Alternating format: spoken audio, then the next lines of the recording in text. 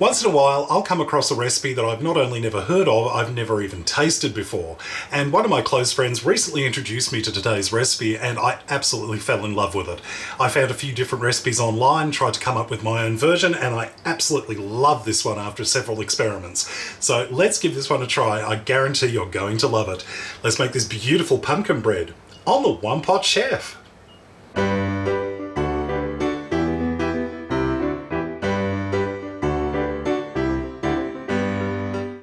First things first, into a mixing bowl, we're going to start with our dry ingredients. First, we've got 2.5 cups of plain all-purpose flour, and to that we're going to add in 1 teaspoon of baking powder and 1 teaspoon of baking soda or bicarbonate of soda. For sweetness, we're going to add in 1 cup of brown sugar. I've firmly packed that brown sugar into the measuring cup. Now I'm using brown sugar today because it's got that wonderful sort of caramelly, molassesy flavour to it that helps to add a bit of colour to the pumpkin bread, and it also really just has that wonderful extra pudding flavour to it that really does make this absolutely delicious. Now we also need to add in our spices. So first we're going to add in 1 teaspoon of cinnamon, 1/2 teaspoon of ground ginger. Now ginger helps to add a little bit of heat and spiciness to it. It really gives that pudding flavour.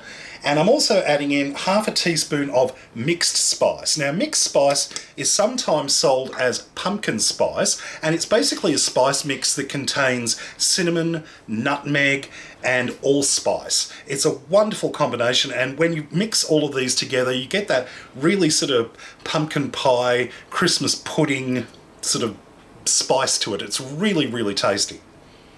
And that's it for our dry ingredients. So just using a spoon, we're just going to quickly mix all that together just until it's nicely combined. That's looking good, so we're going to set this aside while we work on our wet ingredients.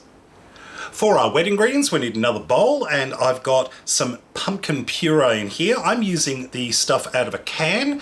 It's very hard to come by in Australia because generally in Australia we don't use pumpkin for sweets and desserts. We mostly use it for savoury dishes. So I'm kind of going into alien territory here personally, but you can use 1 can, about 420 grams, about 15 ounces of pumpkin puree. If you can't get cans, that's okay. You can use fresh pumpkin, about the same amount. All you need to do is steam it, allow it to cool completely, and then either mash it up, or at best you could put it into the blender and puree it up till it's nice and smooth, there's no lumps. To that, we're going to add in some vegetable oil, 3/4 of a cup. This will help to keep our pumpkin bread nice and moist, along with 1/4 of a cup of water. And I'm also adding in 2 teaspoons of vanilla extract. And we're just going to gently stir that together until it's combined. Beautiful. So it's time to start adding our wet ingredients into the dry ingredients. So what we're going to do is we're going to add a little bit of the pumpkin mixture in, a bit at a time, and then we're going to stir that in, add a bit more, stir that in, and just keep going until it's all been combined. Now, the trick with this is you don't want to over-mix it too much, because I'll just add some more in there, because if you over-mix it, what ends up happening is the mixture gets a bit tough, and then it doesn't rise properly and it becomes a bit doughy, and that's not really what we're looking for. So just carefully mix it together. I'm using a spatula so it just gently mixes together. Add a bit more of that mixture in. And that's looking really good there, and it smells absolutely amazing. You can already smell the brown sugar and the spices and the pumpkin. This is going to be delicious. I've got a standard size loaf pan here, which I have just lightly greased and lined with some non-stick baking paper, making sure there's a little bit of overhang on the 2 long sides. They're going to be our handles that allow us to lift the pumpkin bread out after it's baked. And we're just going to spoon our mixture into the pan. And just smooth out the surface as best you can. You don't have to be too perfect with this. With this kind of recipe, it doesn't matter if it comes out looking a little rustic. And this is ready to go into the oven, preheated oven at 180 degrees Celsius, about 350 degrees Fahrenheit. It's going into the oven for about 45 minutes, or until a skewer inserted into the centre of the loaf comes out clean. While our pumpkin bread is baking in the oven, I thought I'd take this opportunity to remind you to check out my social media, Facebook, Twitter and Instagram. Links in the video description underneath this video on YouTube. And speaking of YouTube, don't forget to subscribe to my channel. Click the subscribe button and the notification bell next to it. That way you won't miss out on any of my new videos. Once our pumpkin bread is out of the oven, we're just going to leave it in the tin and let it cool on the side for about 15 to 20 minutes. Once the pumpkin bread has cooled, you can take it out of the tin and transfer it onto a wire rack to cool completely, or you can start slicing it up immediately and serve it warm.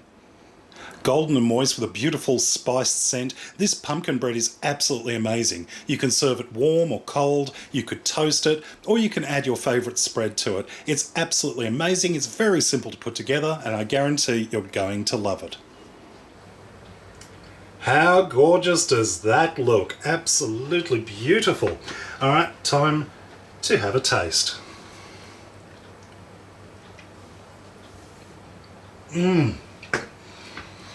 Oh my God, it's gorgeous.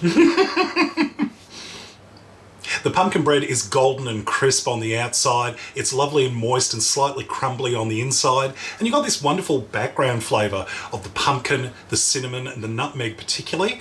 And it's also got that light sweetness from the brown sugar and the pumpkin.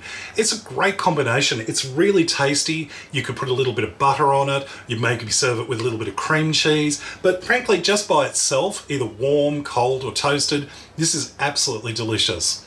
Well, I hope you enjoyed this recipe. Check out my other videos at OnePotChefShow.com. And until next time, see you later.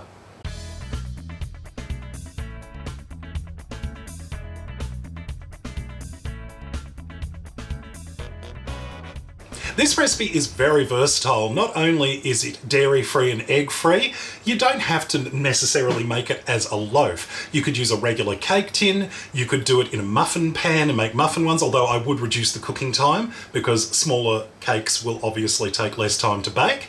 And great thing is you can change up the spices as well. You could add a little bit more of the cinnamon or the nutmeg or the ginger, or you could leave them out altogether. You could add extra spices to it and add your favorites. It's really a great recipe and it's very, very simple to throw together. You can pretty much throw this together at the last minute, shove it into the oven and have something beautiful and warm and baked, ready to entertain your friends. What is this, The Price is Right? Dismissed.